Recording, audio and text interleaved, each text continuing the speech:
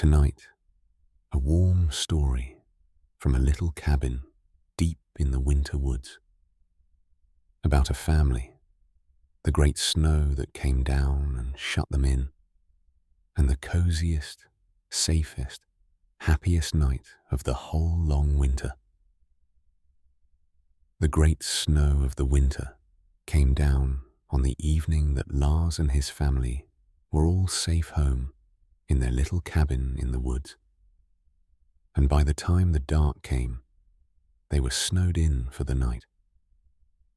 And glad of it. It had been coming on all afternoon, the sky going low and grey and heavy, the first few big flakes drifting down, and then more, until by dusk it was falling thick and soft and steady, straight down through the still air. The great quiet snow that comes once or twice a winter and changes the whole world while you watch. And the cabin sat warm in the middle of it. It was a small place, just the one snug room, built of good thick logs by Lars's own father long ago, set in a clearing in the deep woods with the tall dark pines all around. And inside it now was everything warm and good. The fire built up in the stone hearth, the lamp lit gold on the table, the kettle on, the smell of the supper Greta had made, and the whole family gathered into the one warm room while the snow came down outside. Lars and Greta and the two little ones, and the old dog, Rolf, stretched out by the fire, and the cat curled on the warm chair. All of them snug inside, while the world outside went slowly, softly white. Little Pia, the smaller of the two children, stood up on the bench at the window with her nose to the cold glass, watching it come down. The snow was piling up out there now, deep and soft and blue-white in the last of the light, heaping on the windowsills, leaning against the door, bending the branches of the pines, filling the whole clearing, burying the track that ran away through the woods toward the far-off town, smoothing the whole world over soft and white and still. It was very beautiful. It was also, Pia was beginning to think, a very great deal of snow. "Pa," she said, "are we snowed in?" And Lars, who was just then building the fire up higher for the night, looked over at his small daughter at the window and smiled. "We are," he said. "Snowed right in.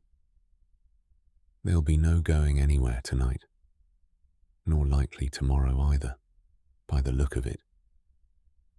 And he said it not the way you'd give bad news, but the way you'd give the best news in all the world. Because, to Lars, that was just what it was.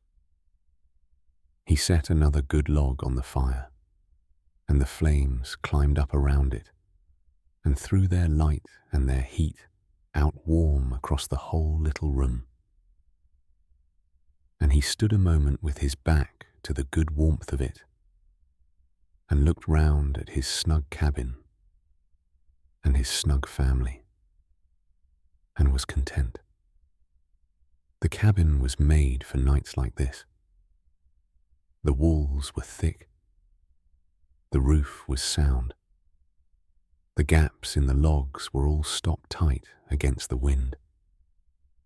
There was a great stack of dry, split wood along the wall by the hearth, enough to burn for a week and more.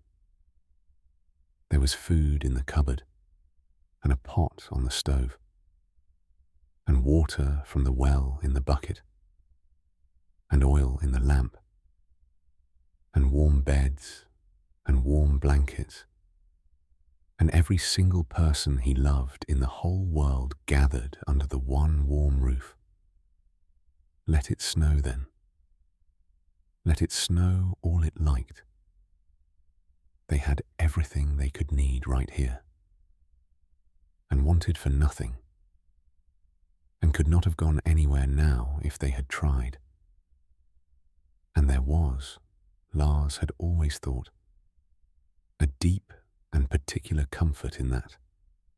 On the nights when the snow shut you in, it quietly took away all choice of going and left you nothing in the world to do but stay home and be warm.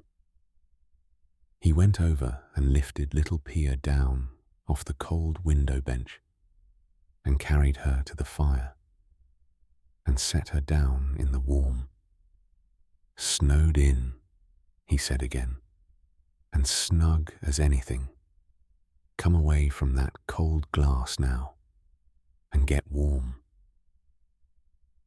But Pia was not quite sure about it yet.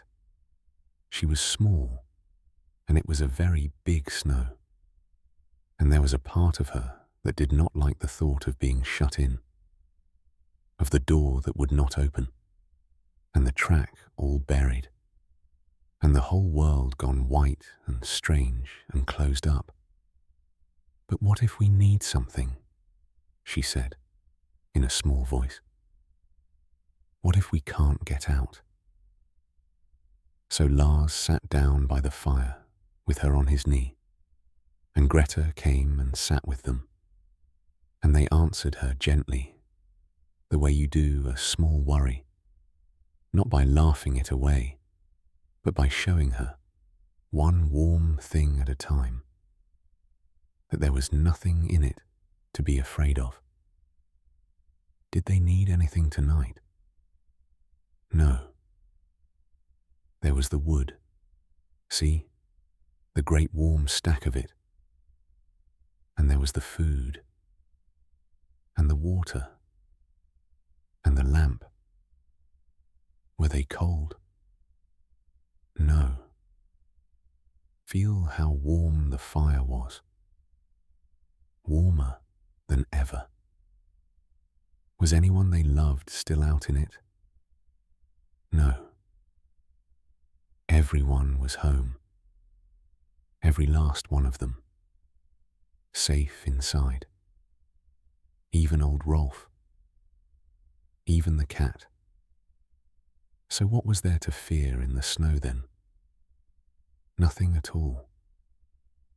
The snow could not get in. The cold could not get in. It could pile up as deep as the roof out there, and it would only make the inside warmer, and snugger, and safer. They were not shut out in the snow after all. They were shut in, away from it, wrapped up warm in the very middle of it, like the soft, warm inside of something, with a hard white shell. And little Pia, hearing all this, sitting warm on her father's knee with the fire on her face, and her whole family close around her, and the dog's tail thumping the floor, and the snow falling soft and harmless beyond the dark glass, felt the worry go out of her, and something better come in to take its place. For it was, she was beginning to see, rather a wonderful thing to be snowed in. It meant the whole family, all together, with nothing to do and nowhere to go. It meant the warmest, safest, coziest night that there ever was. And it meant, best of all to a small child, that tomorrow there would most likely be no lessons, and no errands, and no anything at all, but only the snow, and the fire, and home. And so they gave themselves over to the snowed-in night, was every bit as good as that. They ate their supper there by the fire, all together, the warm, good stew and the new bread, with no hurry to it and nowhere to be after. And then Greta made hot drinks, warm milk with a little honey for the children and something hot for the grown-ups. And they wrapped their cold hands round the warm cups and drank them slow. The fire burned high and golden threw its dancing light up the log walls and across all their faces. Outside the window, the snow kept on falling, thick and soft and endless, and the wind sighed gentle in the pines, and the cold pressed up against the glass and could not get in. And inside, in the deep, warm gold of the little room, there was nothing at all that anybody had to do. That was the whole of the gift, and they took it. There were no chores that could be done. You could not get to the woodshed, nor the well, nor the barn, nor the town. The snow had quietly taken every task and errand of the next day or two clean away, and left in their place only this: the fire to sit by, and one another to sit with. So they sat. The little ones lay on the rug with the old dog, and grew warm and heavy-eyed. The cat purred. Greta got out her mending, but did not do much of it. And Lars asked by Pia for a story, for there is no better place in all the world to be told a story than a warm cabin in a snowstorm. Told them an old one, slow and low, the kind that has no fright in it and no hurry to it, while the snow came down and down outside, and the fire ticked and settled, and the room grew warm and clear and drowsy.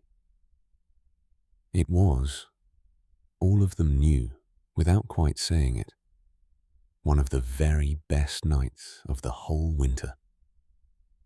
Nothing happened in it. That was exactly what was so good about it. The snow had shut the door on the whole wide, busy, demanding world, and left them this one warm room, and each other, and a long, quiet evening, with nothing in it that had to be done, and that, it turned out, was very close to everything that a person could want. By the time the story was done, the little ones were nearly asleep. The hot milk and the high, warm fire and the long day had all done their work, and Pia's eyes were heavy, and the smaller one was already gone, fast asleep on the rug against the dog's warm side. Lars got up quietly and went to the window the way he liked to do once on such a night, and looked out into the dark at the falling snow. And the world was gone. That was the wonder of it. Where that afternoon there had been a clearing, and a track, and a woodshed, and a way out through the trees toward the town, there was now only snow.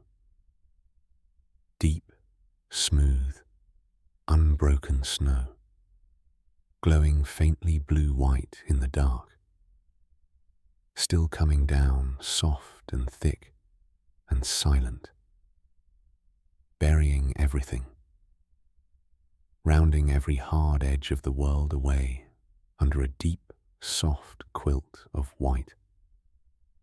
There was no track anymore. There was no going anywhere.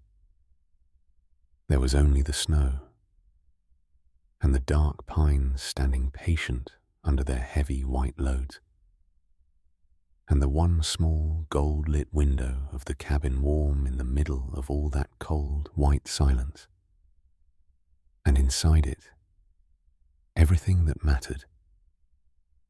Lars stood and looked at it a while, and let the great deep quiet of it settle into him, the particular silence of a heavy snowfall that is not an empty silence at all, but a full and soft and gentle one, the quietest and most peaceful sound in the world, which is the sound of snow falling on snow in the dark.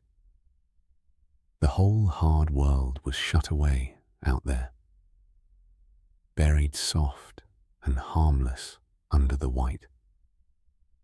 And in here, it was warm. He let the curtain fall and turned back to the fire, and the warm, and his sleeping children, and was as content as he had ever been in all his life. Then it was time for bed.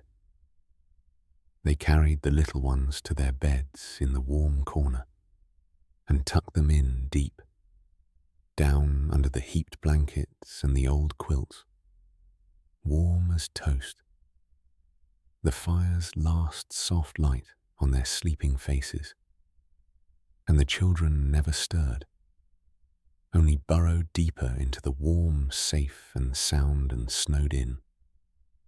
Lars banked the fire down low for the night, the way you do, so that it would glow red and warm in the hearth till morning, and keep the whole cabin snug through the cold, dark hours.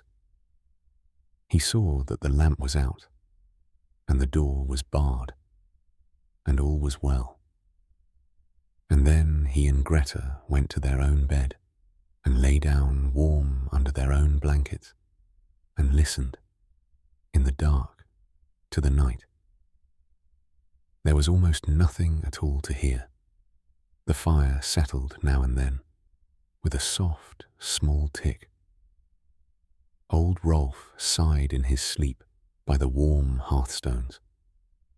And outside, all around the little cabin, the snow went on falling, soft and steady and endless, deepening over the buried world, hushing everything, asking nothing of anyone. The gentlest sound there is, or very near to no sound at all. They were snowed in. They could go nowhere, and needed go nowhere, could do nothing, and needed do nothing, till the snow itself chose to let them out again. And that, lying warm in the dark in the snug, snowed-in cabin, with his family sleeping safe all around him, and the soft snow falling over the whole wide world, was, to Lars, the very best feeling that he knew. The feeling of being exactly where he ought to be, with everyone safe and warm, and nothing on earth that needed doing, and the whole long, peaceful night still ahead.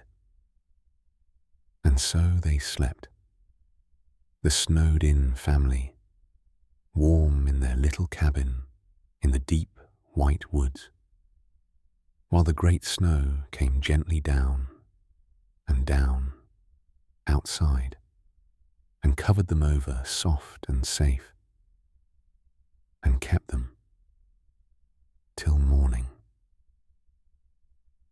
The little cabin, warm and gold and snug in the deep white woods, the fire banked low and red, the whole family asleep and safe within, the snow falling soft and steady and endless over the buried clearing, the patient dark pines, the butch white track, nothing to do, and nowhere to go, and no hurry ever to wake, the warm dark and the soft, sleeping breath and the gentle hush of the snow coming down, covering the whole quiet world over, soft and safe and still.